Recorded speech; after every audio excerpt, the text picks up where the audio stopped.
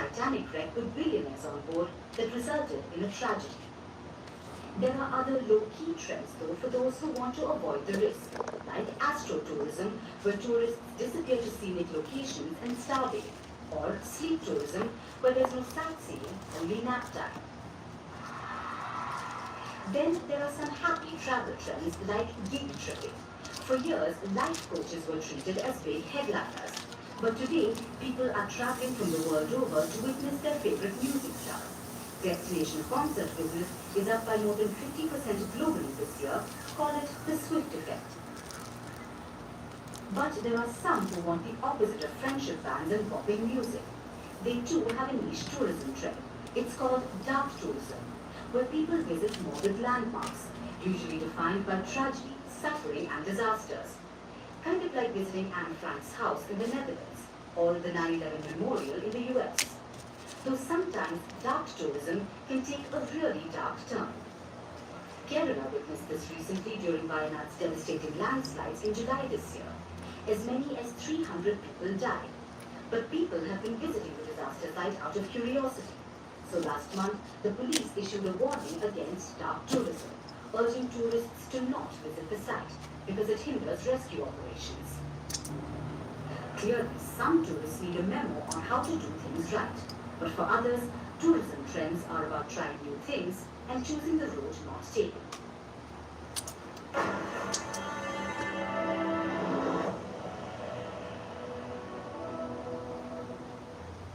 It was another disappointing day for the markets, especially here in India. We had 14 days of bull run, so investors made a lot of money last month, but the last 2 days have backfired. Nifty and Sensex closed more than 1% down.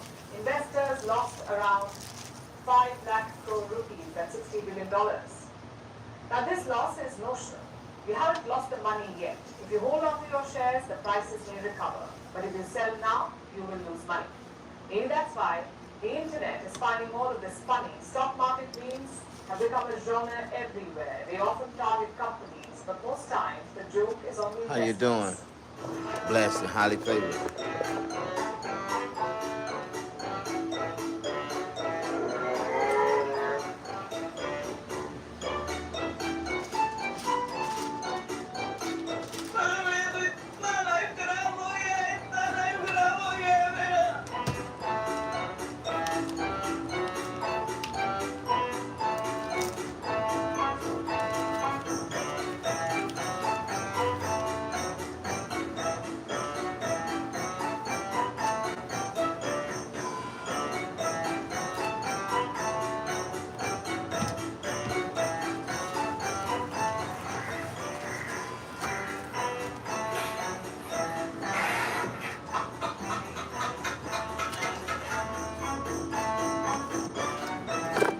How y'all doing? Come on in, push the like button.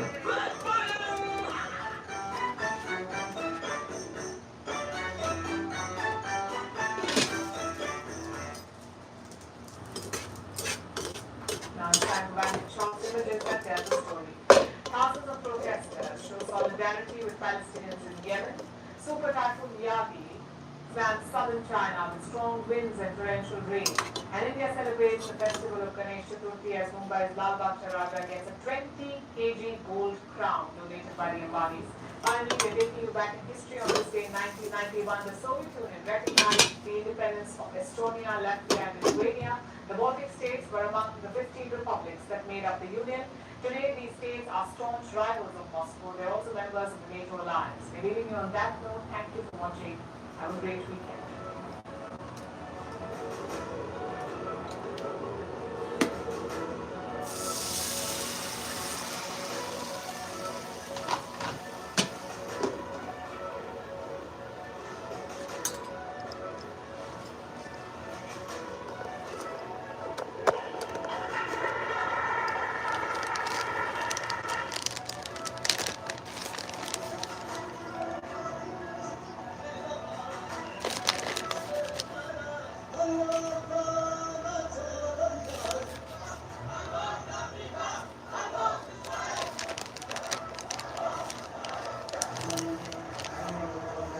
Hezabella vows to seek revenge. They struck Hezabella yesterday. Yeah, they struck him hard. Hezabella. Hezabella. They coming.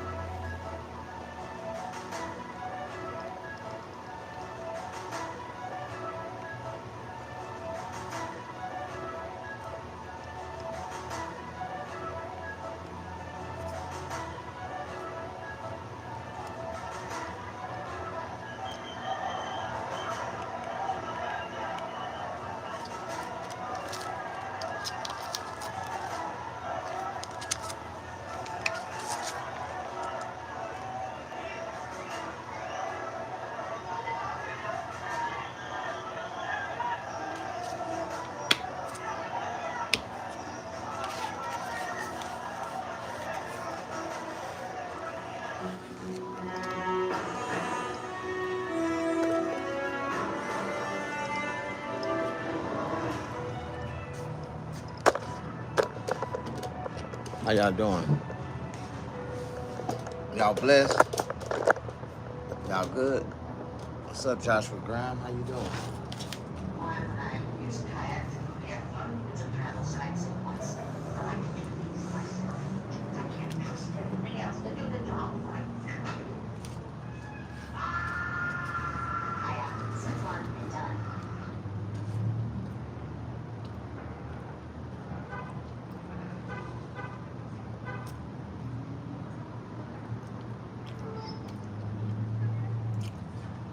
Look at all that nigga grease coming up out of there. Damn.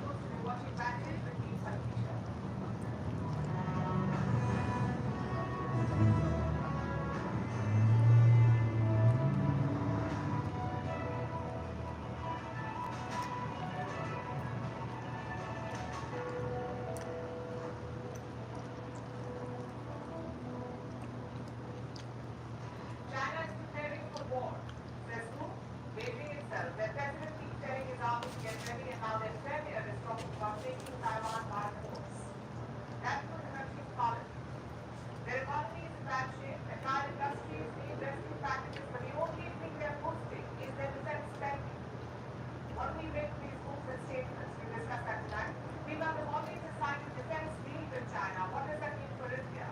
And is it linked to India's military-based industrial? Why does Iran want a naval base in Sudan, and why have they turned down that request? Why are Indian airmakers complaining to the government about food? What's the human hair smuggling brand across India? How is it linked to China? France is the first country to make abortion a constitutional right. What's the politics behind this move? Why is Cuba, the land of Fidel Castro and cigars, making good father? Why is Zimbabwe sending the religious for sanctions as a foreign policy whip? What's the $12 billion scam that is taking Vietnam by storm, and how fast fashion is getting faster, and which governments are trying to apply things? All this is all coming up in the baskets. Hamas says Gaza ceasefire talks extended for another day. Israel has stayed away from the negotiations being held in Cairo, Egypt. There has been no breakthrough in the talks, which began 2 days ago. Reports say mediators are now waiting for Israel's response to Hamas' proposal. The chief of the United Nations Atomic Watchdog will head to Russia. Rafael Grossi will hold talks with President Putin about the Zaporizhzhia nuclear plant, largest in Europe. In 2022, Russia captured it from Ukraine for 120 and accused each other of compromising the plant's safety. In India, the BJP launches a scathing attack on the DMK after its leader A. Rana says Ireland is having a huge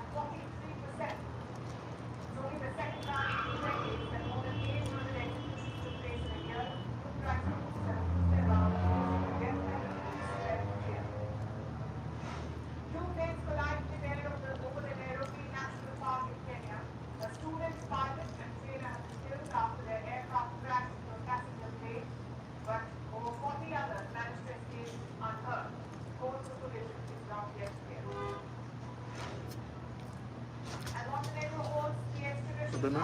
Fugitive don't want the US. Last year, the Terraform founder was arrested in Montenegro after being on the run for months. Both South Korea and the US are seeking Phone's extradition. In 2022, his company collapsed, wiping out around $40 billion of investors' money.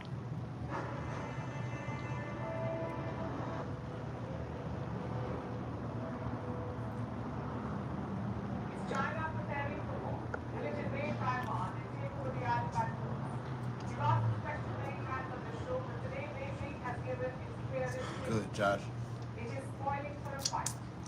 Today China declared that it wants reunification with Taiwan, and it wants to be firm in doing so. Now this is the leadership, because in the past China has praised this differently. Y'all need to do for one more though. Maybe two. Last night, I cooked those tacos. I ate one taco and got full. This morning, I made some tacos. Fixed 3. Ate all 3 of them. Still hungry. We must persist in implementing the party's overall strategy for resolving the Taiwan issue in the new era, adhere to the One China principle and the 1992 consensus, resolutely oppose Taiwan separatism and foreign terrorism. This is not just a hollow threat, it comes with a bigger military budget. This year, Beijing will boost its defense spending. Where's the J at? Over 7%. So what is the budget for 2020? Finna eat another one of these first. I don't do J's, I do B's, man. J's are too small. It is the biggest increase in 5 years, and these are the numbers that China chooses to reveal. Ask any expert and they'll tell you that the actual figure is higher. China often ends up overspending on its military. There are parts of the military budget which are kept secret, like the spending on research and development. They do not declare it to the world. Last week, the US flagged concerns. It's been worried about China's growing military capabilities. America believes the threat from China is growing. It is entering new battlegrounds, including space. Japan, too, is concerned. China continues to increase its defense spending at a high level and is rapidly expanding its military capability across a Want wide taco, bro? range of areas without sufficient transparency. Okay? So the PLA gets more money this year. More money means more weapons, more gear. A bigger PLA also means more expansionism. And that's the goal of Xi Jinping. He keeps asking his troops to prepare for war, and now he wants to arm them for that war. Taipei is watching this with concern and stepping up its defenses. Today, the defense minister spoke about this. He said Taiwan would have more missile drills this year. And they're not the only ones bracing for Chinese misadventures. The Philippines, too, is on guard. And at the receiving end of China's bullying, there was another incident today. Chinese and Philippine coast guards clashed. Chinese ships engaged in dangerous maneuvers. They bumped into ships from Manila. There were 2 collisions in all. Both sides deployed water cannons. There were injuries on the Philippine side. So China seems to be intent on keeping its many territorial disputes alive. Which brings us back to the Premier's speech. It's an annual event. Usually the world tunes into it for insights into the Chinese economy and their plans for the years ahead. And this time, the economy is a sore point for them. Here's what he said about it. The main expected development goals for this year are a GDP growth of around 5%, more than 12 million new urban jobs, a registered urban unemployment rate of around 5.5%, a rise of around 3% in consumer price index, synchronous growth of household income and economic growth, and basic balance of international payments. Now those are some ambitious targets. Beijing is promising growth. The Premier says he wants to boost the economy, but he doesn't say how. How will he do it? China's economy faces a host of problems. Growth has tanked. There is rampant unemployment. Among the youth, it's so bad that China has stopped publishing unemployment data. There is a crisis in the property sector. Since 2021, 40% of home sellers in China have defaulted. 40%. Chinese stock markets are in a state of decline. In the last 12 months, they've fallen by 20%. The Indian stock market has surpassed Hong Kong. All these ailing sectors need bailouts.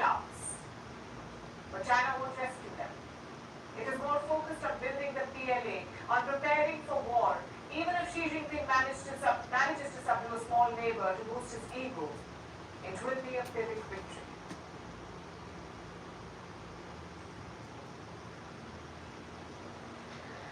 It's not all coercion though. Some countries are willfully falling into China's trap, like the Maldives.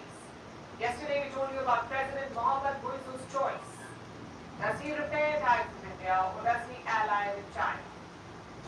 Well, we spoke too soon because Muizzu has made his choice. He has signed a defense agreement with China. A defense deal with China. What does it say? In typical Chinese style, it's all secret. We know just two things about this deal.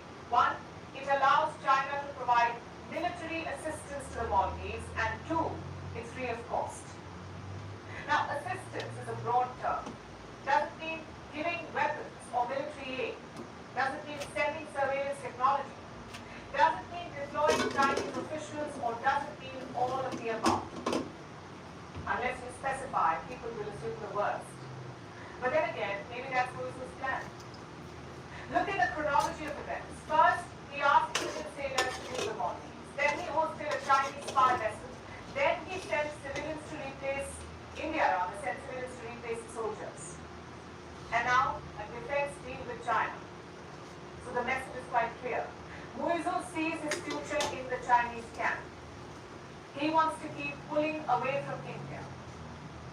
And his latest statement confirms that. Listen to this. There will be no Indian troops in the country come May 10th, not in uniform and not in civilian clothing. The Indian military will not be residing in this country in any form of clothing. New Delhi has already agreed to that. The soldiers are on their way out. But Muizzu wants to make a spectacle out of it. The question is, how will this affect India's security? And how can New Delhi respond? Some basics first. China has been eyeing the Indian Ocean for a long time, through investments, through debt traps, and through alliances. They've been at it. It's been a multi-decade project. And I'll show you the result of this map. These are all the Chinese bases or ports in the Indian Ocean. First is Djibouti, the Horn of Africa. It has a PLA military base. Then you have Gwadar in Pakistan, built and operated by China. Down south, you have Hambantota and Sri Lanka. China has a 99-year lease on it. Finally, we come to Myanmar. China is building a port in the city of Kyushu. Now, these are the major projects.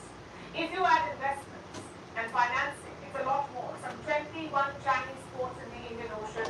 Experts call this China's string of pearls. Now, the question is, will the Maldives become the latest pearl? Will it host a Chinese port or base? Honestly, we can't rule it out, which is why India is making its own moves. We told you about one such move last week. India and Mauritius inaugurated an airstrip and jetty on Hezabella. It's a northern island of Mauritius. India invested some $192 million there. Now, don't confuse it for a military base, because India is not China. But it does give New Delhi some strategic advantage, like information exchange, or surveillance missions, or joint patrols. And India isn't done yet. On Wednesday, the Indian Navy is commissioning a new base. It's called the INS Jatayu. It's located on Lakshadweep's Minicoy Islands. Another project is on Android. It's an eastern island of Lakshadweep. The plan is to build a new jetty there, one that can host bigger ships. So what's the end game here? What is India trying to do with these bases and airstrips? Listen to what the Navy is saying. With the commissioning of the INS Jatayu, the Indian Navy will strengthen its foothold in the Lakshadweep Islands and extend operational surveillance, reach, and sustenance. Let me underline two words here: surveillance and reach. That's what Lakshadweep can offer India. It is located around 400 kilometers from the mainland, sort of like a permanent aircraft carrier, a launch pad to track and deter enemies. It will be crucial in the coming years and decades. China is building a massive fleet of warships. It also has a willing partner in President Muizzu. If you combine the two, it means trouble for India. We may be looking at the Indian Ocean status, a new status quo in the Indian Ocean. One where India and Maldives. We may be looking at the Indian Ocean to meet the I don't know why them Indians talk like that. Speaking of foreign bases, Indian do. This one unprofitable, the Sudanese government has said no. It also raises some questions like, do Iran and Sudan get along? Why did Iran want a base in that country, and why did Sudan say no? First, some geography. The Sudan is located in northeastern Africa, just south of Egypt. It has a pretty long coastline along the Red Sea, and 750 kilometers, and that's what Iran reportedly wants. A naval base on the Red Sea. That's what Iran wants. Two reasons why. Number one, Iran's rivals already have access to the Red Sea, like Saudi Arabia, Israel, Egypt, all of them can access the Red Sea, but Iran cannot. It is located on the other side of the Persian Gulf. So it wants this access. Reason number two, to weaponize maritime trade. You see, Yemen's Houthis are already doing it. They've been attacking commercial ships in the Red Sea. Who's supposed to eventually? So Iran knows how important this is. Truth is, how it can scare world powers. Maybe that's why Iran wants to base their greenhouse environment, coordinate with the peace, and inject Western powers. The Biden is Iran turned down. They said no to Iran. The moment Iran offered them a sweet deal, a helicopter carrier in exchange for a naval base. Sudan feared a Western backlash. Let's see his statements. Until 2019, the Sudan was ruled by an Islamist dictator. His name was Omar al-Bashir, who was quite close to Iran. But that year, 2019, a military coup toppled. Sudan's generals captured power, and they kept Iran at a distance. They wanted to repair relations with the West. The President Abraham Accords. In 2021, the Sudan decided to recognize Israel. In return, they got relief from the United States. Sudan was removed from the terror watch list. It was also given $1.2 billion in loans, so the generals played along. If they side with the West, they get more benefits. If they side with Iran, they do not. Simple strategic call. Of course, that may change in the future because the Sudan regime is in trouble. They're fighting a civil war, the army versus the Rapid Support Forces, RSF. The country's main paramilitary group. Now the generals need weapons to fight these rebels and not take the bullets. And guess who's ready to offer that support? Iran. They've already sold some weapons to Sudan. So my point is quite simple. The current direct situation is not resolved. The generals can still change sides, meaning Iran can still get a hold in the Red Sea. And what would that mean? Possibly more chaos. The Houthis alone have an handful. Last week, they sunk a British commercial ship. It was hit by 2 Houthi missiles in February. The damage is meant to be sanctions. Then yesterday, 3 undersea fiber optic cables were damaged. And this is serious. Undersea cables are the lifeline of being all of us humans. Assume that you're browsing an American web page, chances are it's hosted on a US server. So how is browsing it in India or Africa or wherever you are? Because your internet provider is using these cables. They transmit data across countries and continents. If you cut these undersea cables, you can disrupt the internet.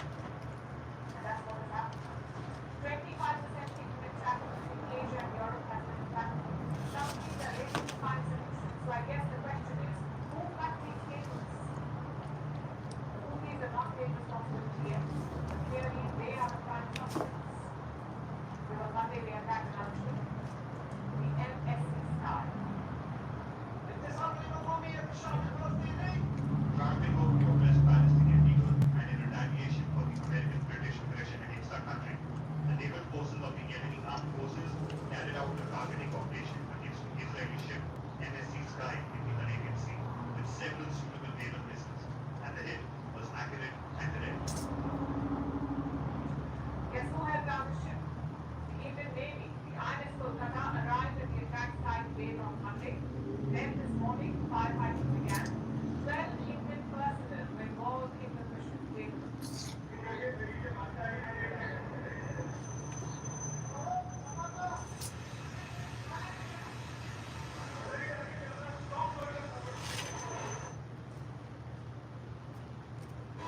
This fall, switch to a TurboTax Live Expert and we'll beat the price you paid for your Pro last tax. What's up, homie? How you doing?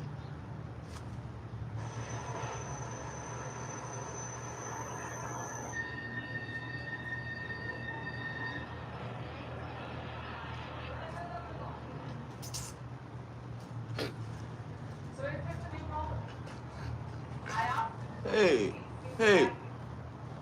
They now want to obtain permits, to take their permits, making payments of money, and then sail to the Red Sea. It's a very dangerous trend. At first, the Houthis said their goal was to deter Israel, to stop the war in Gaza. That's what they wanted, they said. Once the war stopped, so would the attacks. But what if the Houthis change their plans? After all, this tactic is giving them a lot of attention and money. So what if the Houthis stick to it? That's the new heading of world powers.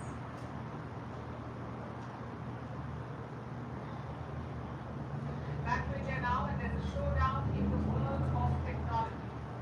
Google versus Indian app developers. We all started last night. Around 200 Indian apps were removed from Google's Play Store.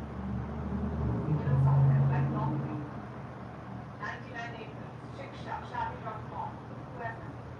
The reason was Google's new payments policy. I'm guessing all of you know what in-app payments are. In-app payments. Sometimes apps have payment features for extra services. And to access them, you need to make payments inside that app, hence the name in-app payments. Now, Google wanted to charge these transactions, for these payments. How much? Between 11 and 26%. Google wanted that done, 11 to 26%. The app developers opposed it. They pointed to other payment gateways in India like Razorpay or CashPay. Guess how much they charge? Between 0 and 4%. Google wanted up to 26%. So app developers questioned Google's policy. And they refused to reply. Soon the government got involved, government of India. The IT minister held talks with the developers and Google. And he agreed to find a solution. These developers also approached India's antitrust watchdog. It's called the CCI, the Competition Commission of India. And what was their complaint? They said Google was exploiting its dominant position, that it was causing irreparable harm to farmers. Looks like the pressure worked. Because Google is now making a U-turn, it has relisted all the Indian apps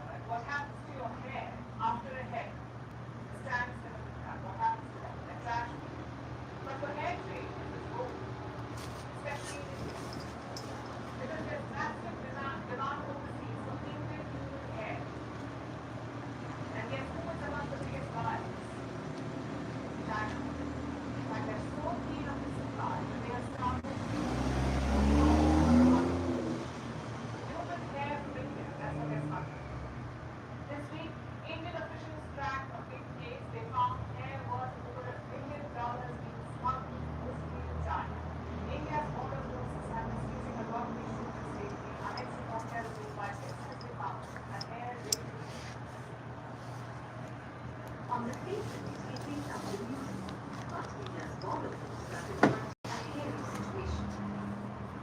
This isn't mere word, it's the reality. There is widespread smuggling of human hair out of India. India's enforcement directorate has been probing into the case. This is the agency tasked with investigating money laundering cases. They expose the smuggling operation. It involves shipping human hair out of the country illegally. Well, hair may seem like a waste when you go to your barber for a haircut, but overseas, it's worth a lot of money. The operation uncovered by the team involved smuggling of human hair worth $1 billion. And guess who's the biggest buyer? China, followed by other countries like Bangladesh, Myanmar, and Vietnam.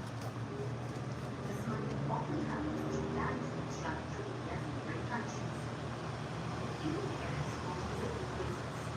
Going by one trade, India accounts for 80% of the world's hair exports. That's a big number, which is also the reason behind political scrutiny. A simple Google search exposes the magnitude of the problem. Most of these stories have one thing in common. The bulk of demand comes from China. So why do the Chinese want to get their hands on Indian hair? Well, there are a few good reasons.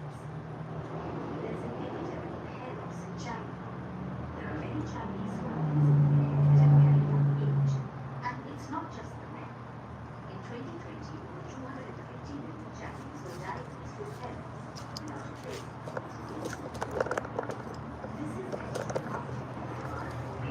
hair extensions, and manufacturers prefer Indian hair. They describe it as lightweight, lustrous, wavy, and bouncy. In fact, India is famous for its supply of Remy hair. That's the type with the cuticles still all in one piece. They are believed to be of the finest quality. Where do they come from? Usually from a single source. Many traders gather these from temples in southern India, where women are known to shave their heads for religious reasons. But like in any business, the hair exports too suffer from a demand and supply problem. The supply for human hair is hard to come by, so the Chinese have resorted to smuggling. Last year, it was revealed the Chinese buyers were hiring local agents who bought human hair from Indian suppliers and smuggled them out of the country. India is now cracking down hard on this problem. The illegal supply is also a loss for the exchequer as the smugglers end up avoiding any export tax. The problem is a messy one, and it may take a while to untangle.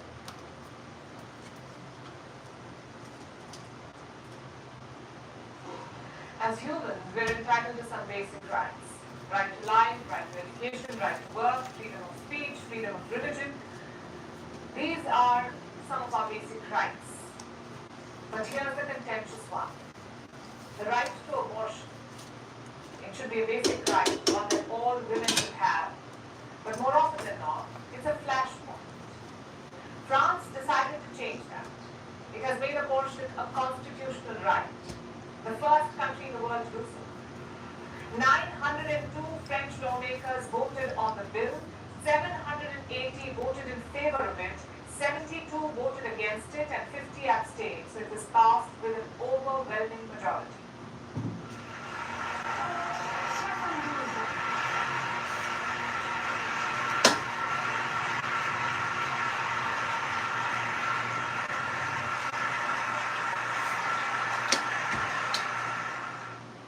Supporters cheered on the streets. President Macron called it French pride. The Eiffel Tower lit up in celebration. It sparkled with the message, my body, my choice. It's a proud moment for France. Why wouldn't it be? Worldwide, abortion rights are under attack. In 24 countries, it's illegal for women to get an abortion. In 37 countries, it's heavily restricted. The US overturned the right to abortion in 2022. Since then, several states have banned it. You must cross state borders to get an abortion in America. In Europe, Poland cracked down on abortion rights. It outlawed it in many cases. Hungary has tightened abortion laws. Latin America has regressive anti-abortion laws. Africa has the highest death rate when it comes to unsafe abortions. It's illegal in Laos and the Philippines. And in the midst of all of this, France is like a shining beacon. But did Paris do this to protect women's rights? Or was it purely political? Let's look at the facts. France legalized abortion in 1975. It was allowed until 10 weeks of pregnancy.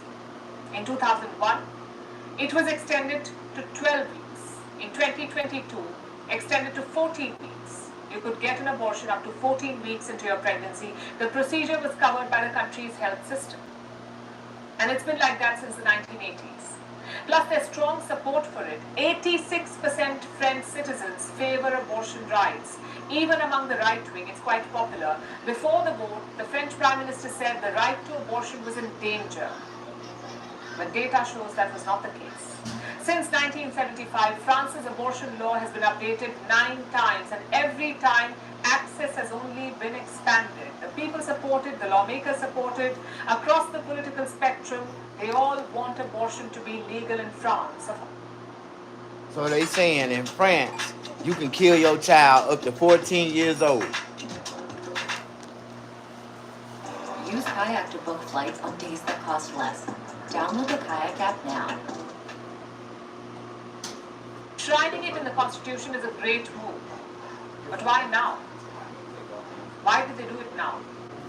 Among other things, it makes political sense. President Macron lacks majority in the National Assembly. He passed laws on immigration, on pension reforms. They were vastly unpopular. The left banned him. The right said it wasn't enough. But abortion rights, well, they're like the great unifier. Most lawmakers support the law. It boosts popularity, and technically, it doesn't change very much on the ground. In France, the right to abortion was already enshrined in the law. It was already a right. So on the ground, nothing changes except for Macron. This move boosts his credentials. He's now the French president who protected abortion rights, which brings us to the politics of abortion. The world over, it is a political tool. In the US, Republican states banned abortion because it suited their voter base. Joe Biden is defending it because it's important for his voters, the Democrats. Poland outlawed it when the right wing was in power. Now the new prime minister wants to overturn it because that's what suits him. So across the world, women's bodies are a political battleground. Lawmakers don't see it as a choice or a right. So women can't make decisions on their reproductive health themselves. More than 40% women in the world can't take those decisions. More than 200 million have no access to contraception, and more than 1 million are denied abortion. When you see France's move against this backdrop, you know that it's just symbolic. Yes, it is important. It's personal for many women. But the fact is, it's also political. Like any other abortion verdict in the world.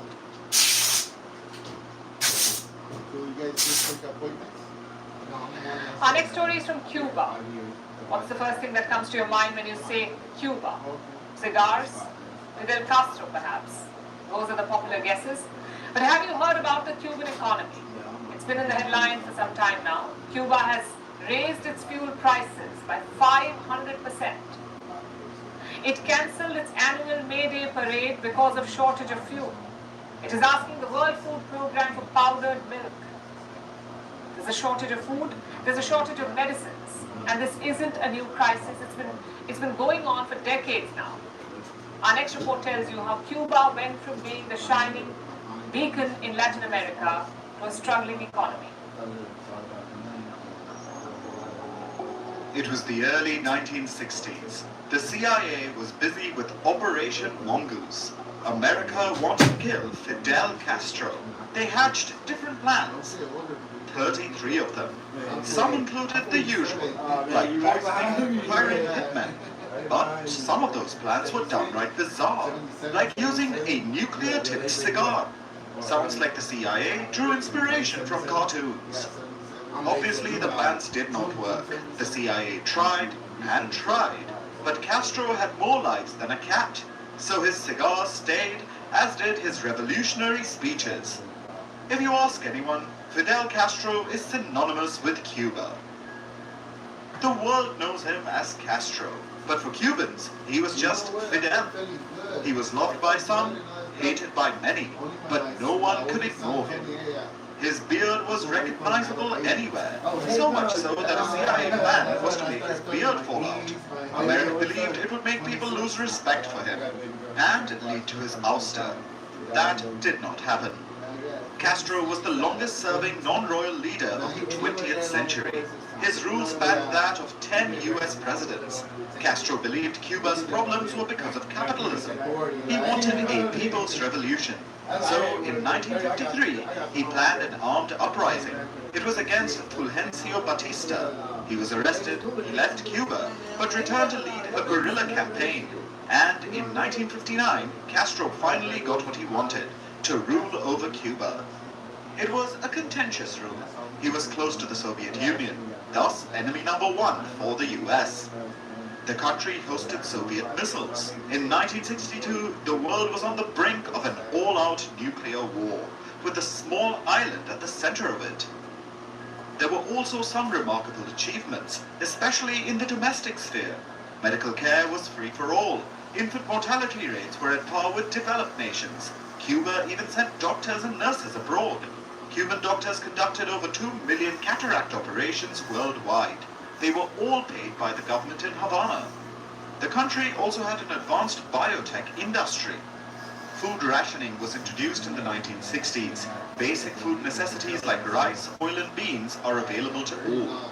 That too at heavily subsidized prices. It was a policy lauded by many.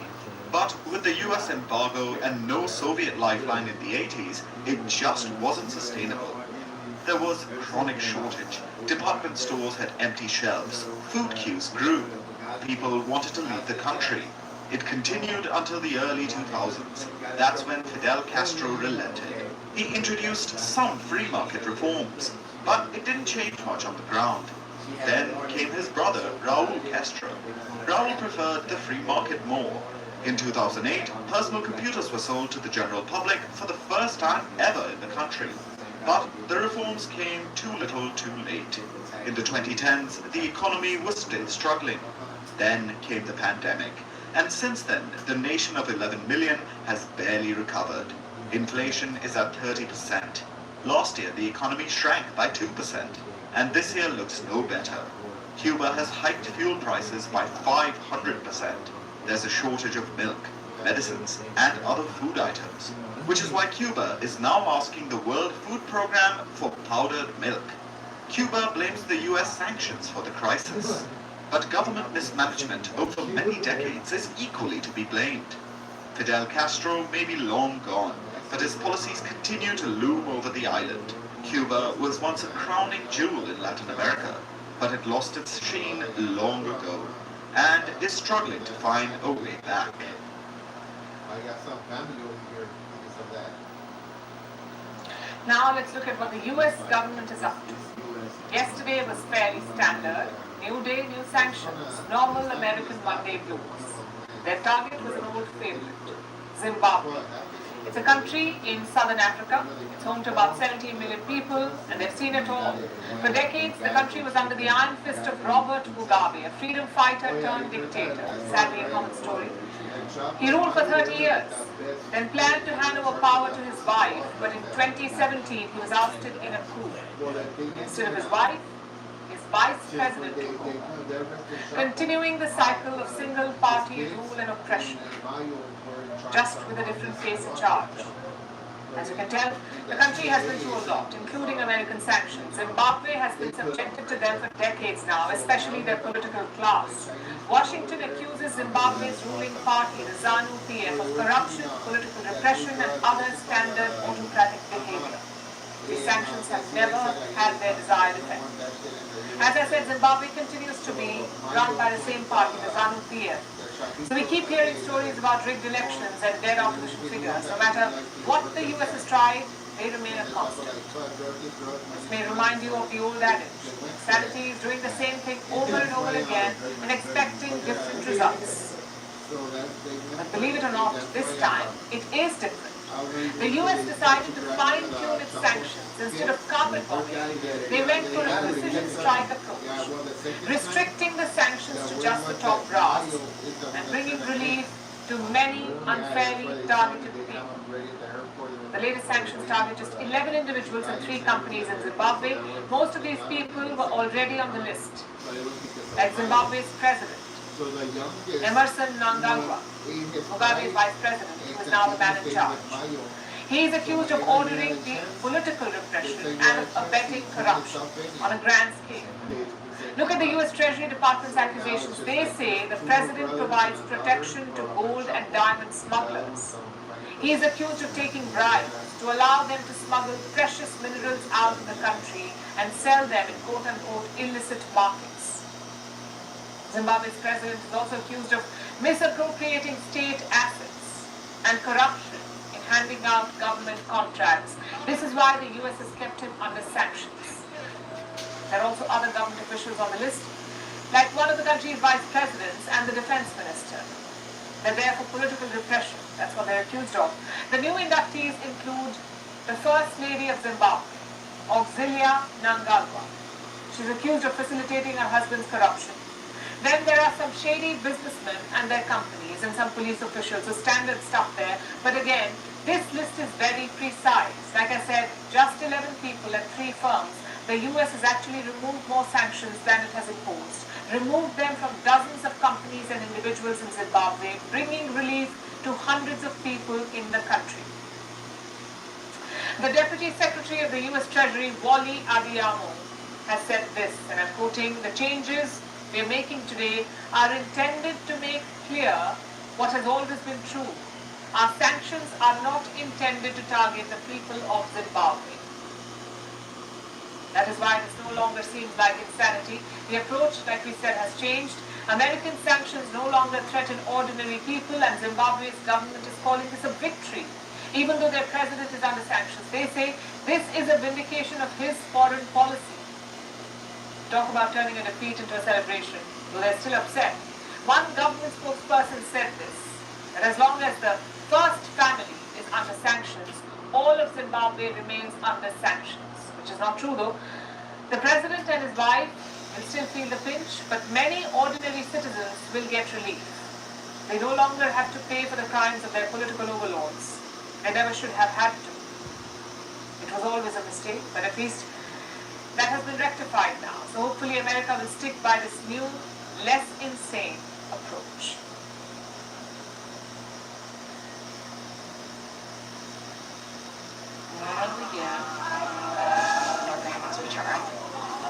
The more grandmas we charm, the more cat owls we meow hoops, the more cat owls we meow hoops, the more love we get. He's plant-based, dairy-free, 10 grams of plant-based protein and full of flavor. Less sets you free. When you hear the word scam, what do you think of? These days, cryptocurrency perhaps, the fall of FTX and Sam Bankman-Fried, or maybe Theranos and Elizabeth Holmes. Our more seasoned viewers may remember Bernie Madoff, WorldCom, or the biggest scandal of all, Enron. But massive scams are not exclusive to the US. As in all other spheres, Asia is catching up. Today, a trial began in Vietnam in a $12.5 billion scam, a real estate scam involving a woman called Truong My Land.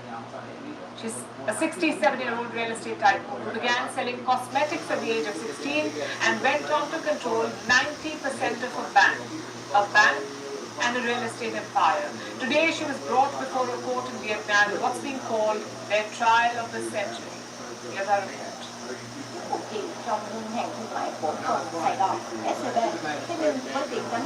Vietnamese state-run television is being kind. They've decided to blur the face of Truong My Lan, even though she's quite famous in the country. After all, she's one of the richest people there. She made her fortune in the world of real estate, and now she's on trial. Why? Because her fortune was apparently built on 1 million lies.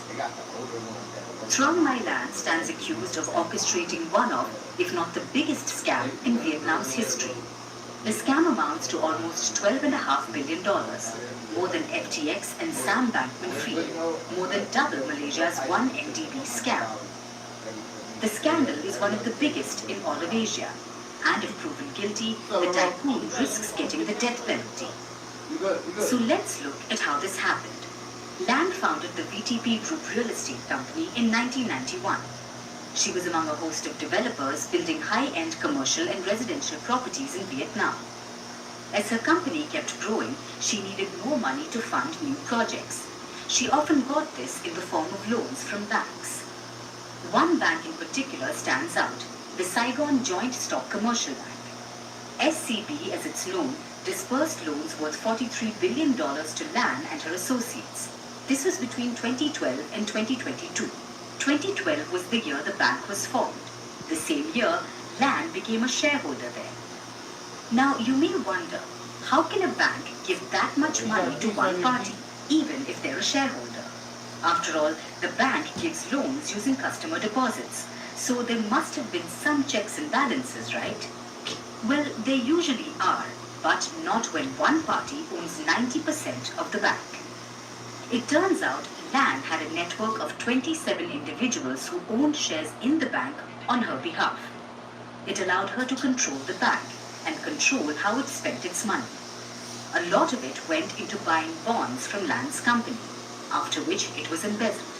To keep all this under wraps, Lan allegedly paid the people who were supposed to keep watch. Standing trial with her today are 15 State Bank of Vietnam officials, 3 government inspectors, and a former official at the State Audit Office. Together, they had managed to keep Vietnam's government in the dark for almost 10 years, until 2022. That was when Lan was finally arrested. But even then, Vietnamese authorities apparently didn't know about the scale of the scam. They arrested her for some thousands of dollars worth of embezzlement. But that changed when they found a diary belonging to Lan's personal driver. It reportedly contained meticulous notes about the cash he had ferried, amounting to $4.4 billion. Just think about that. There was a man who had spent years driving billions of dollars in cash around the streets of Ho Chi Minh City. The Vietnamese investigators were shocked, and that's when they widened their probe, bringing us to where we are today. The trial is underway. It's expected to last till April. Almost 90% of the people who are involved have been charged in the scam, and some may get the death penalty. Vietnam will hope this trial sends a message. The country has been struggling with corruption for years now, so a harsh sentence in a high-profile case like this may have a ripple effect. But for now, this scam is a stain on Vietnam's reputation, and Hanoi will need to do a lot to restore confidence in the country.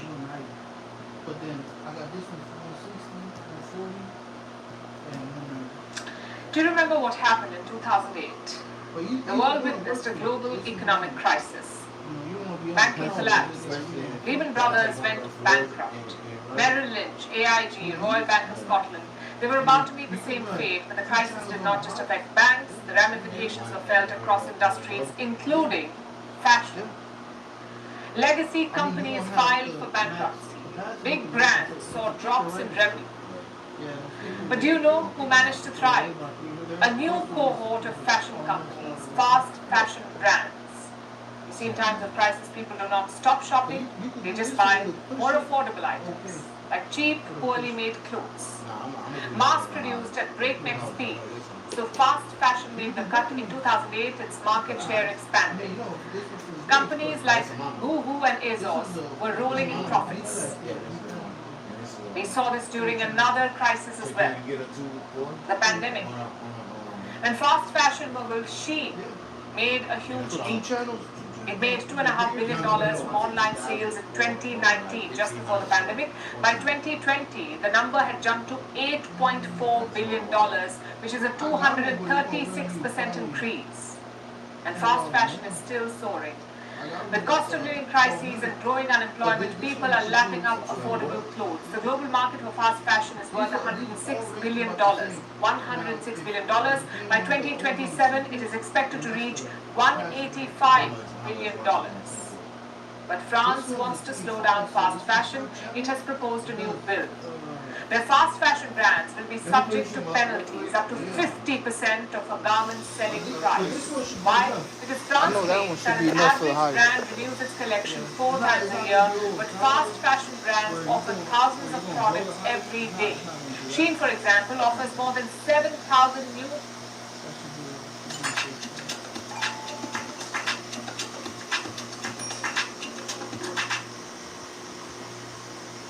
garment models a day. Probably next week. France says This incites excessive spending and creates unnecessary pollution. So it wants to penalize the brands to offset their environmental impact. And France is not wrong.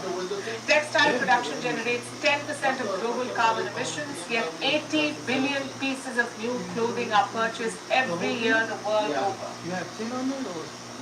And what happens to so many clothes? Every 3 in 5 of these items end up in landfills. So why don't consumers reduce the burden? A, because buyers alone cannot change an entire industry, and B, they can't give up on easy, fast, cheap clothes it seems. So why don't companies change their ways? Because fashion is full of hollow claims about using recycled material or paying fair wages to workers.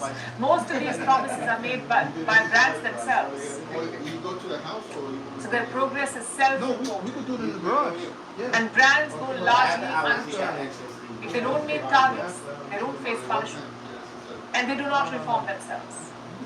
But change seems to be in the air, and France is not alone here. Over the past few years, governments seem to be waking up to this. A raft of new regulatory proposals and laws have emerged. Last year, the EU banned destruction of unsold clothing, the European Union. The year before, it demanded that companies make long-lasting clothes. And if caught misleading consumers about greenwashing, they would face penalties. Meanwhile, Norway and Germany have due diligence acts. They demand that companies address negative impact on the planet or face hefty fines and operational bans. Britain and the Netherlands do not have such laws, but they're frequently cracking down on greenwashing claims by fast fashion brands. Meanwhile, in the US, New York has proposed the Fashion Act. If passed, it will demand that big clothing companies disclose their supply chains. So labor abuses, greenhouse gases, and chemical use won't remain hidden. So far, the West seems to be leading the charge. Yes, the regulatory changes will be felt across the world, like improved labor conditions and lower pollution levels, but other key players cannot be missing in action, like the global powerhouse of fashion production, which is Asia. Because if not curtailed, fast fashion will only get faster and destroy our world at greater speed. And now it's time for Vantage Shots, images that tell the story. In Finland, a massive NATO exercise brings together Swedish and Finnish soldiers, both new members of this alliance. In Tokyo, robots deliver food in parts of the city, and Paris unveils official posters for the 2024 Olympic Games with a nod to surrealism. Finally, we're also taking you back in history. On this day in 1946, Winston Churchill fired the opening shot of the Cold War at a college in Missouri. He declared that an Iron Curtain had descended over Europe. In the years that followed, the Iron Curtain symbolized the division between the Western Bloc and the Soviet Bloc. Leaving you on that note, thanks for watching. See you tomorrow. So I want to say, by next weekend, I know I'll be ready. You know what I mean? I know by next weekend I'll be ready. Yeah, but I just got the speaker yesterday. Yeah, you might as well get the 2,500. You know what I mean? Yeah. Yeah, once you get this right, it's not like you're going to be going out stuff, you know? Nah, I just want to go high. I want to go high. You know what I mean? It ain't really the base ain't shit. But if you do it, you know, that little bit. Yeah, this purpose for this is what it's meant for like some small but that will push the money. Yeah. Give it good time. But either way, let me know. So we got 290. Yeah, the whole no issue. But if you want the bullshit,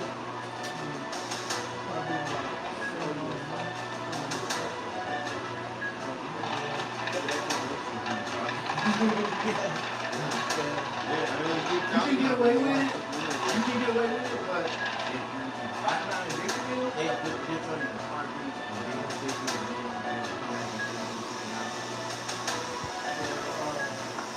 you can send me a text and be like, oh, you guys will be doing your name and then get you locked in. I just to get you locked in and then we do it afterwards.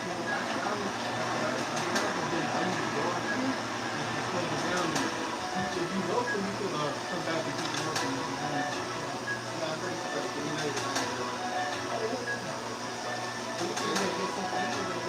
Stay safe and I'll keep it with that.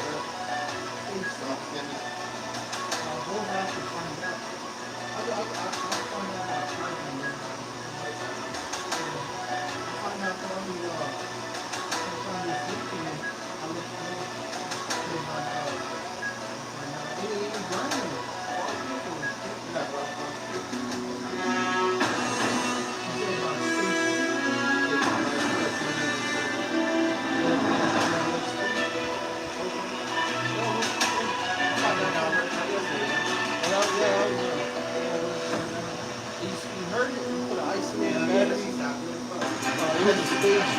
From impeachment to inauguration, if it's a political story, we are on the scene.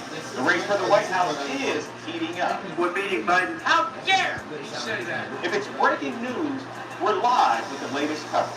From the White House, the State Department, and Capitol Hill. We know the issues, but above all, we know the players to bring you the latest in-depth analysis on all the key stories that we're covering. I'm Eric Hammond. Join me from Washington here on First Post America.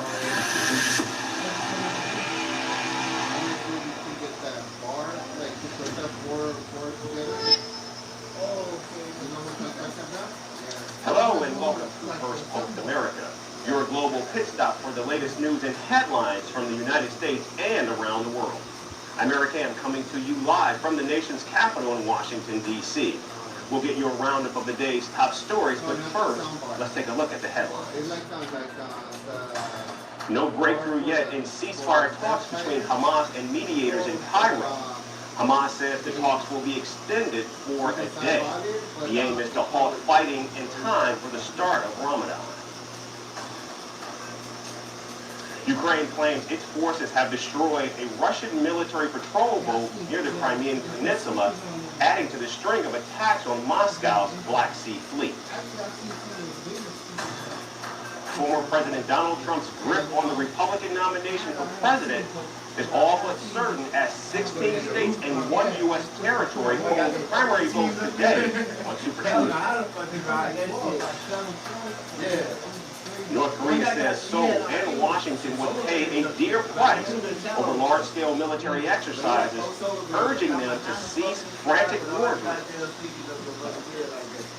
And finally, Tesla halts production at its German factory after suspects allegedly set fire to high-voltage lines nearby, cutting power to the American car maker's only plant in Europe.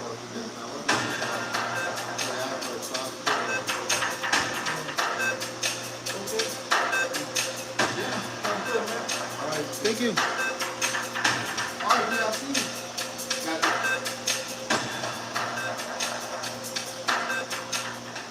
We begin with the latest from the Middle East, where a United Nations team has found clear and convincing information that hostages held by Hamas in Gaza were sexually abused. A report submitted by United Nations Special Envoy on Sexual Violence in Conflict says that some women and children hostages had been subject to rape and sexualized torture. The report states that the team has reasonable grounds to believe such abuses were in fact taking place.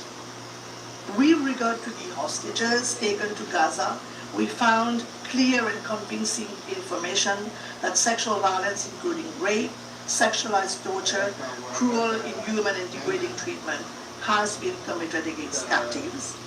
And we also have reasonable grounds to believe that such violence may still be ongoing against those still held in captivity. I pause and must add that I am of the strong opinion that this finding does not in any way legitimize further violence, but actually reinforces the need for an urgent ceasefire.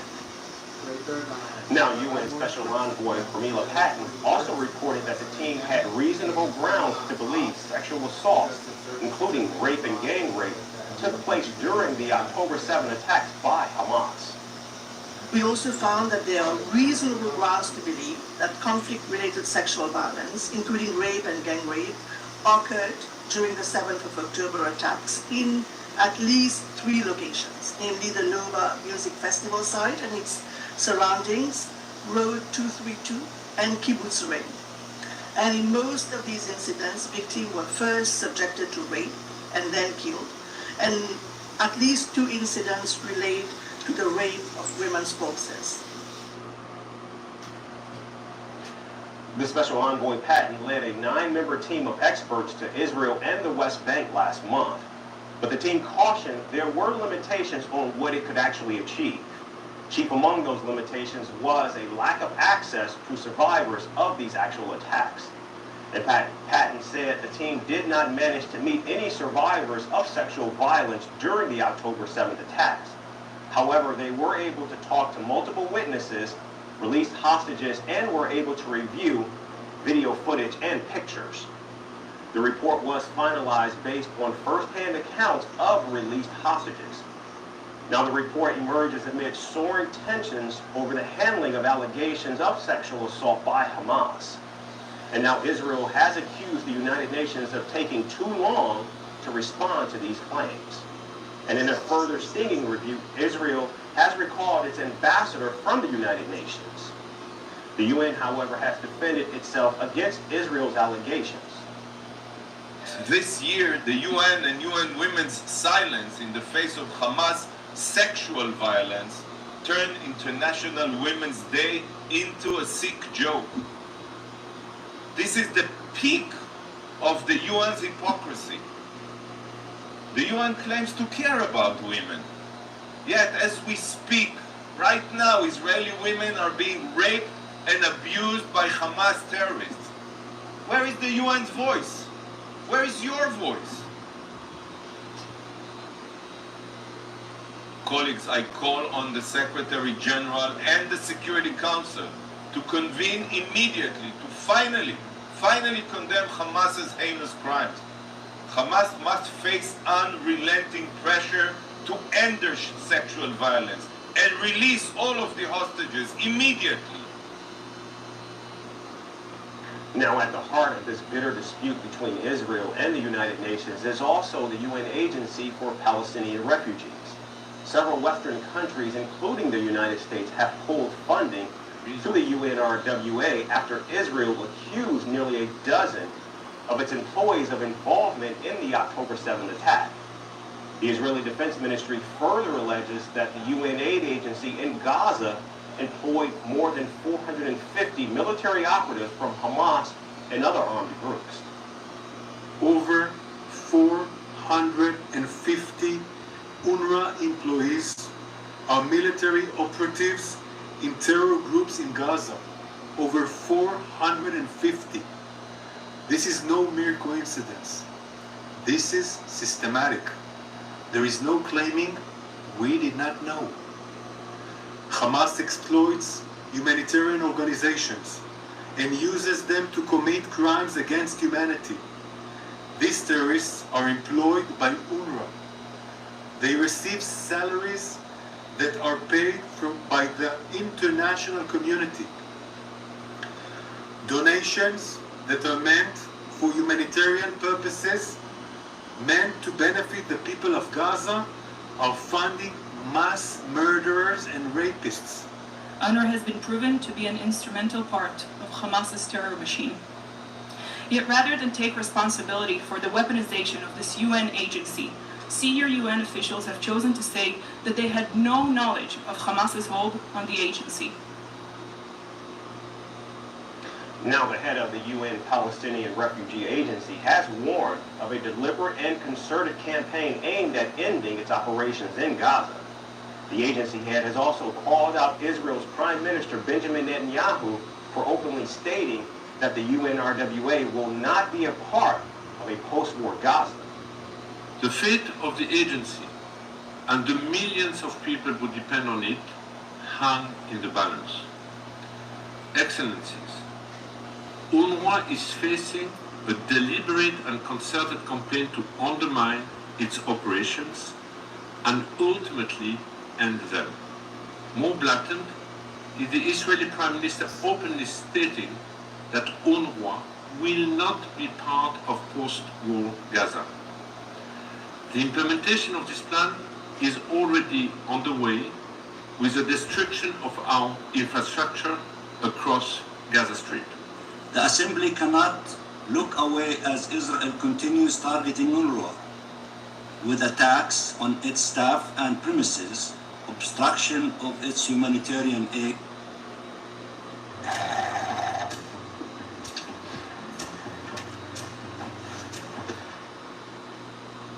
humanitarian aid, attempts to evict it from occupied East Jerusalem, and a defamation campaign that has thrown its financial situation into turmoil after a sudden suspension of funding by several major donors.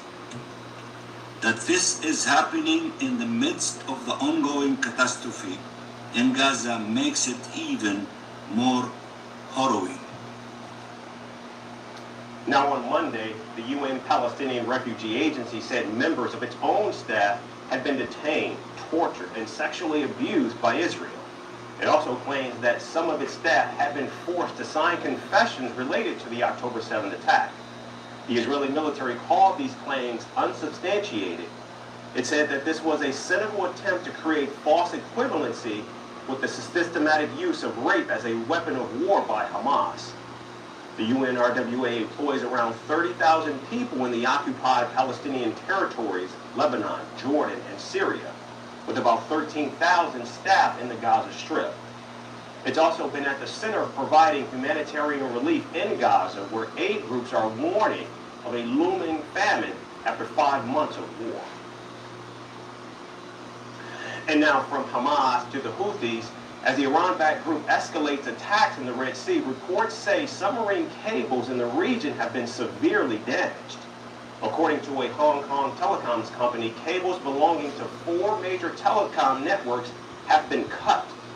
Now this has affected at least 25% of telecommunication traffic flowing through the Red Sea. It's also forced providers to reroute traffic between Asia, Europe, and the Middle East. Now, experts say repairs are unlikely to take place for at least another month. These underwater cables are seen as an invisible force driving the internet in the region. In fact, many of them have been funded by tech giants such as Google, Microsoft, Amazon, and Meta. Any damage to these networks can cause widespread internet outages as seen following the 2006 Taiwan earthquake. The destruction of underwater cables in the Red Sea comes weeks after Yemen's government warned of the possibility of Houthi rebels targeting these very networks. Now, Israel has blamed the Houthis for damage to the cables. However, the Iran-backed group has denied any and all allegations. The Houthis have instead blamed the United States and the UK militaries operating throughout the region. The Houthis have been relentlessly targeting shipping vessels in the Red Sea, the Bab el-Mandab Strait, and the Gulf of Aden. In the latest, the Iran-backed group claims to have attacked an Israeli ship in the Arabian Sea.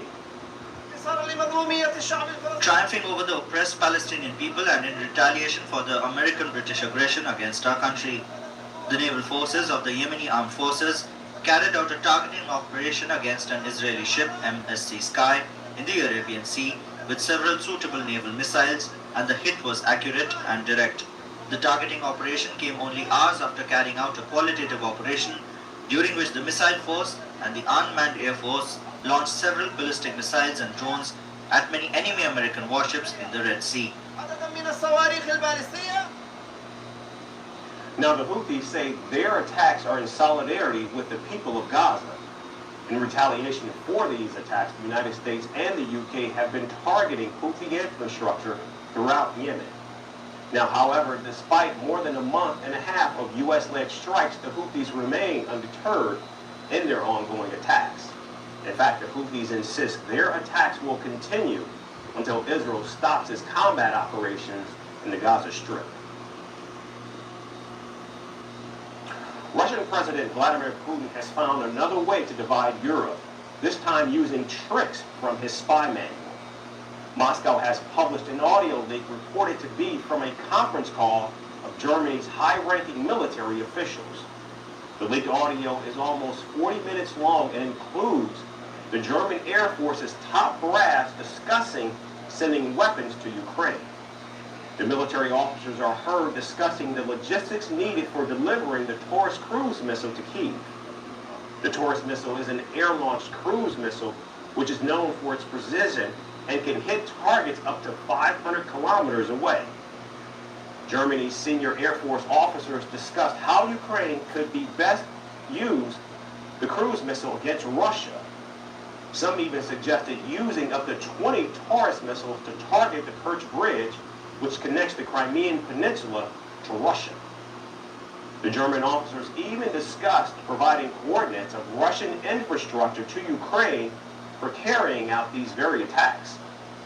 However, their preparations have been cut short with the audio leak, which has left German Chancellor Olaf Scholz livid. Thus, what has been reported there is a very serious matter, and therefore this will be investigated very carefully, very intensively, and very quickly. That's necessary. Notwendig. Now, the audio leak has raised an alarm in Germany and NATO over the failure of European intelligence agencies. Russia has accused Germany of wargaming attacks on behalf of Ukraine and questioned if Chancellor Scholz is aware that the Air Force was planning such an attack. We have recently witnessed the... My name is Charlie Benante, and I'm the drummer in the band Anthrax. My girlfriend Carla and my daughter said that I would keep going. What? They were like, a few inches away from me, but I still had a hard time, and I'd have to reach in and say that again, until the eagles came into my life, and then I heard things again. I had clarity. It really saved the day.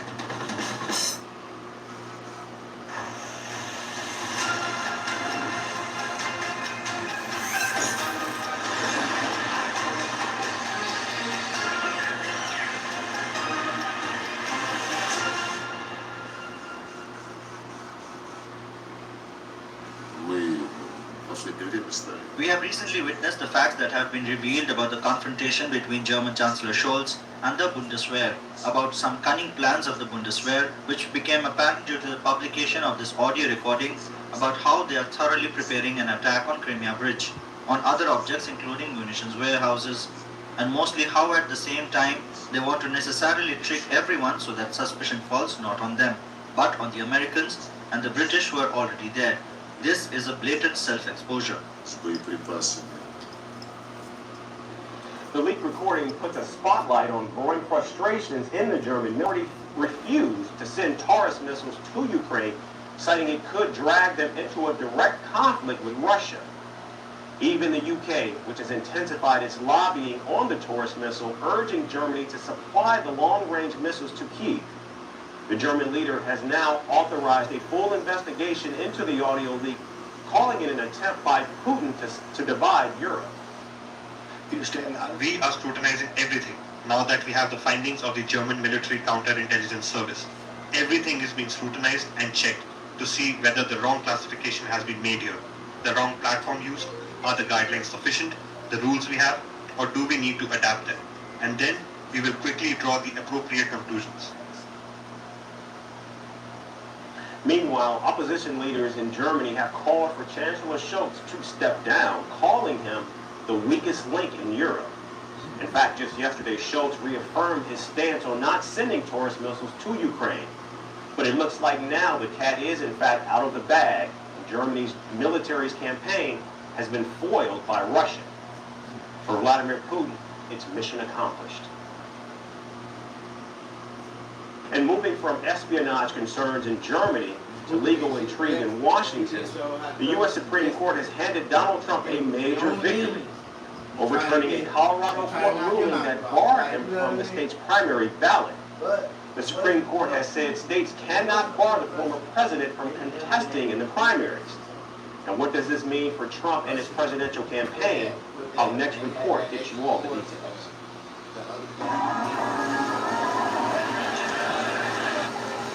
In a massive victory for Donald Trump amid his compounding legal woes, the U.S. Supreme Court has removed a potential hurdle from his presidential campaign as the former president eyes another run to the White House. The U.S. top court has slammed the door on Colorado's effort to remove Trump from its primary presidential ballot. Citing the 14th Amendment of the Constitution, the court ruled that only the Congress has the power to strike the former president from ballot. The court didn't opine on whether Trump engaged in insurrection on January 6, 2021. It didn't even discuss whether the attack on the U.S. Capitol by Trump supporters constituted an insurrection or not. And and neither did it delve into whether presidents are specifically exempt from the 14th Amendment's insurrection language. The 14th Amendment bars office holders engaging in insurrection from holding the office. All that the court focused on was which authorities have the power to enforce the insurrection provision, which in this case, the court said was the Congress.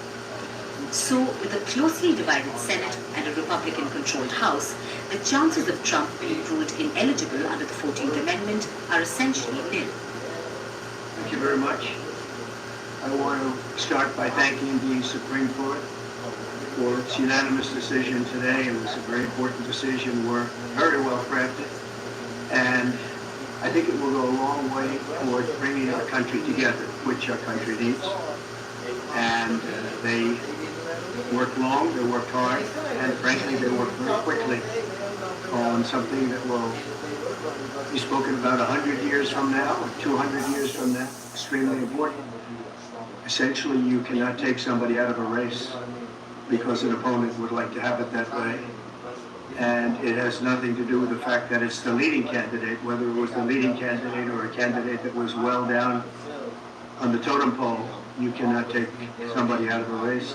The voters can take the person out of the race very quickly, but a court shouldn't be doing that, and the Supreme Court saw that very well.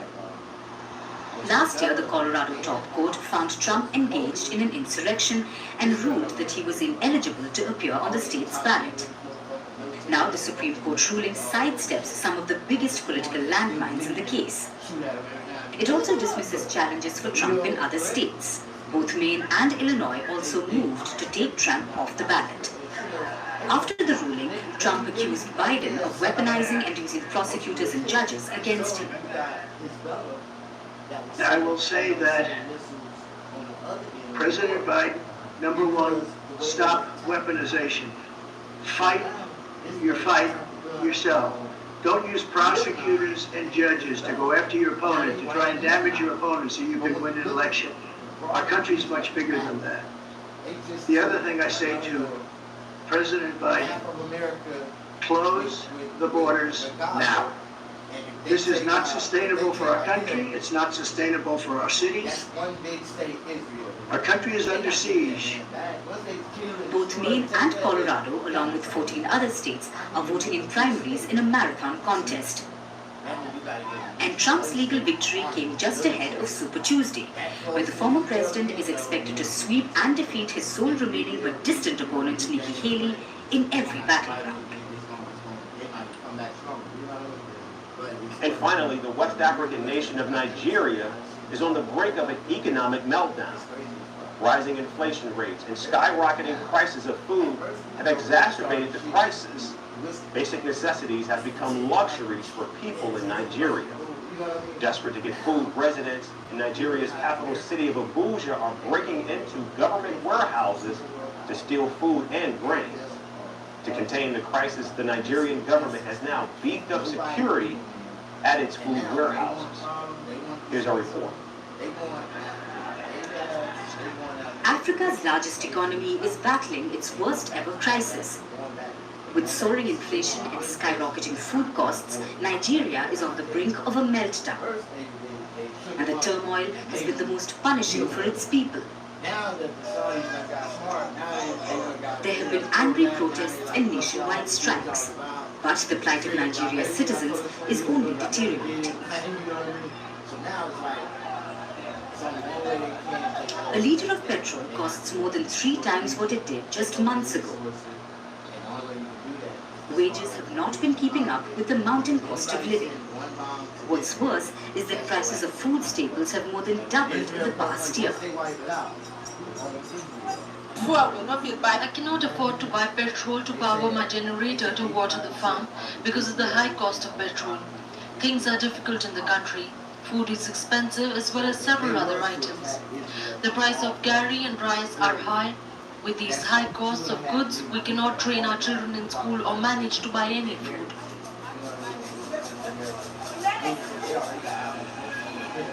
Now, desperate to fight starvation, many are turning to theft and looting.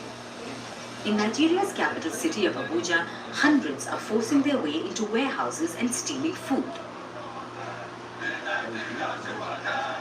incidents of food theft and looting of warehouses are becoming a common sight in Nigeria. How to treat athletes' foot faster. Lotriban Ultra. No product cures athletes' foot faster. The authorities, overwhelmed by the scale of the crisis, are scrambling to maintain order. They're calling it a crime beyond hunger. The National Emergency Management Agency has vowed to fortify its facilities. The security measures around these food facilities have now been tightened. The government says it's determined to prevent further breaches of law and order. Experts believe the current situation is so dire that it might leave the future generations struggling to get food. We are suffering. We are suffering in Nigeria. It was not like this before, and we want a change for good. There is real hunger in Nigeria. Children are hungry, adults are hungry, and there's just too much suffering. Thousands are devoid of basic food products like meat, eggs, and milk. In the northern regions, desperation is reaching new heights every day, as people resort to consuming low-grade rice that's fit only for fish. Anthills are becoming treasure troves as people scavenge for stored grains. A testament to the dire circumstances gripping the nation. The origins of Nigeria's woes can be traced back to the policies enacted by its president, Bola Ahmed Tinubu. Since assuming office in May last year, his decisions have only exacerbated the nation's plight. He scrapped fuel subsidies, brought in currency controls, and this shot up petrol prices and plummeted Nigeria's currency naira against the US dollar. Inflation rates have been on a relentless climb in Nigeria. In December, it rose above 30%, the highest in 27 years. To be precise, Tinubu's policy changes unleashed a tidal wave of economic turmoil. However, the Nigerian president touts these measures as bold reforms aimed at reviving the economy. He says that by doing this, Nigeria has saved over 1 trillion naira, which is equivalent to over $1 billion US. He also asked citizens to be patient, as he says the reforms will take some time to take effect. Tinubu believes his policies will attract foreign investment, which will turn Nigeria's fate. But critics argue that the policy changes have only served to widen the gap between the haves and the have-nots. The situation has only pushed the most vulnerable members of society into further despair. That's our show for today. We thank you so much for tuning in once again. We look forward to seeing you right back here tomorrow at the exact same time. Thanks so much for watching. Have a great day.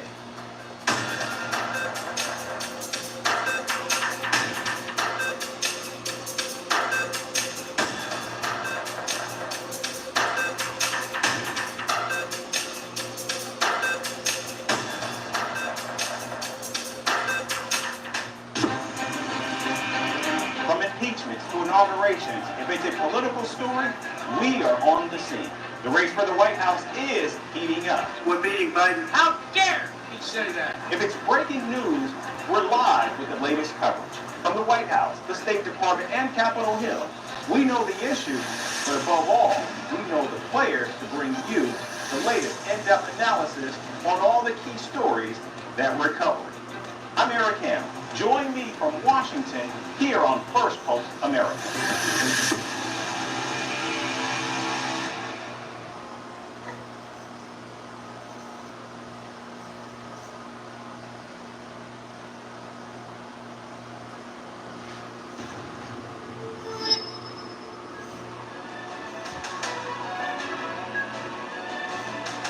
Hello, Namaskar. This is First Post and you're watching Vantage with me, Palkisha.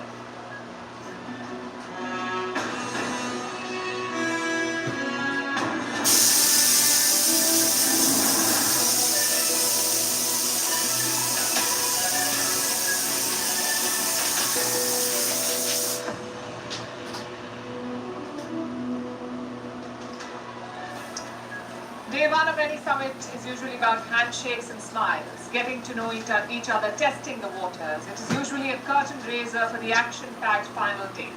But India's G20 presidency has started with a bang. Day one came with some surprises, like the New Delhi Declaration that was forged after days of deliberation, and some historic moments, like Africa's inclusion in this grouping. We'll tell you what that means. Also an exclusive conversation with President Lula da Silva.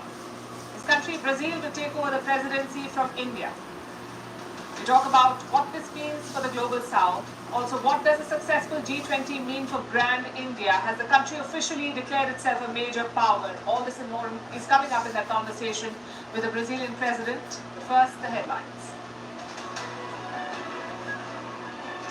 Nawaz Sharif likely to return to Pakistan next month. The former Prime Minister has been in self-imposed exile in London for almost 4 years. Speculation about the PML-in-Chief's return has been rife for months now. Sharif was convicted for corruption. He was allowed to travel abroad on medical grounds.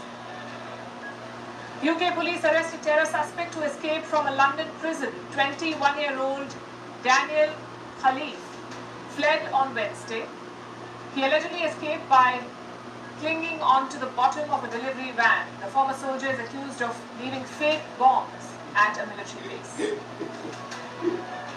Iran arrests 6 people for planning riots on Masha Amini's death anniversary. That's what they call it, riots. Amini died on the 16th of September last year. Her death in custody triggered nationwide protests over the hijab. Hundreds have been killed and thousands arrested in these protests in Iran. Elon Musk owned X sues the state of California. This is over a law for social media companies. It asks firms to publicly post their policies on hate speech and disinformation. X, formerly known as Twitter, says it violates the right to free speech.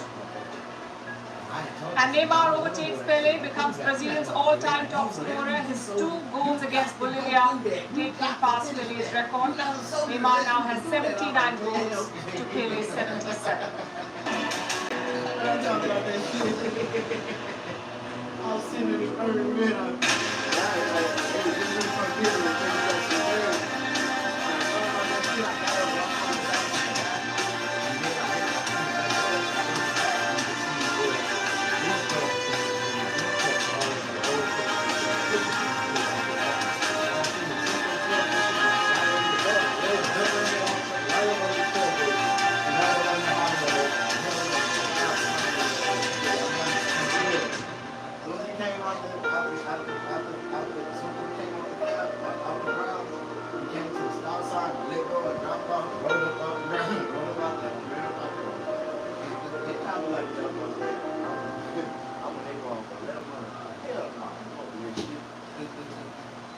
It was the big day today. It's all that we've been talking about for months. Day one of the G20 Summit. If you've been tracking the news, you know that the hype is real.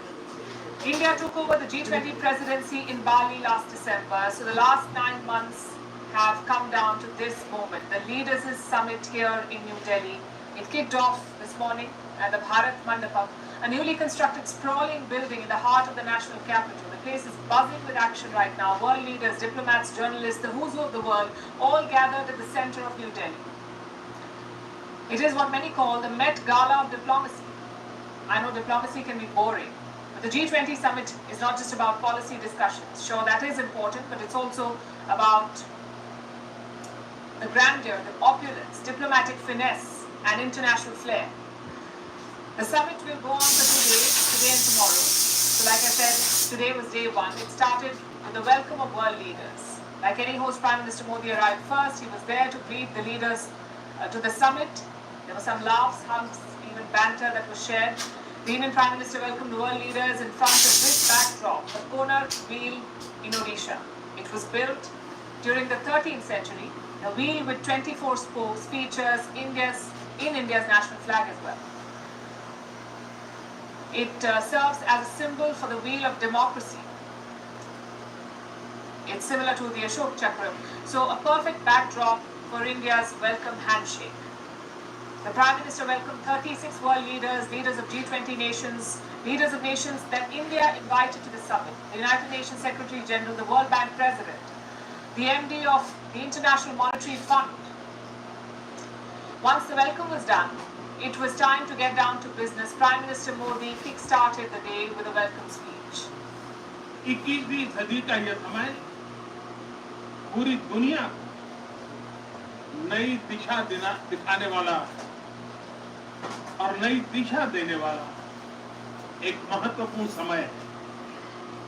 ये वो समय है जब बरसों पुरानी चुनौतियां हमसे नए समाधान मांग रही हैं और इसलिए हमें ह्यूमन सेंट्रिक अप्रोच के साथ अपने हर दायित्व को निभाते हुए ही आगे बढ़ना है।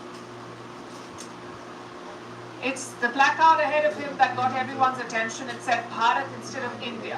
Now this comes amid speculation of a name change for the country. Both names, Bharat and India, find mention in the Indian Constitution, but the use of Bharat has caused some debate, a lot of discussion now. Is it change? Nothing has been said officially. So it's all speculation right now, which brings us to the other significant moment in this session, this historic hug. It's one for the history books. The summit witnessed a landmark decision. The G20 has become the G21 now. But more on that later. Inclusion of the African Union. We'll talk about that in detail.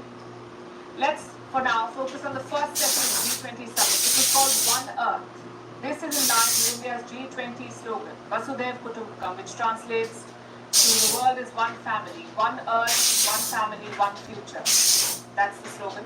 The first session was One Earth, as the name suggests, largely focused on environmental issues.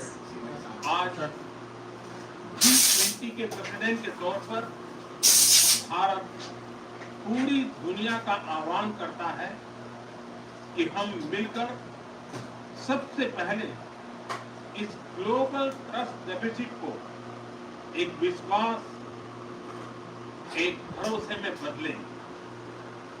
यह हम सभी के साथ मिलकर चलने का समय है। Then came session 2.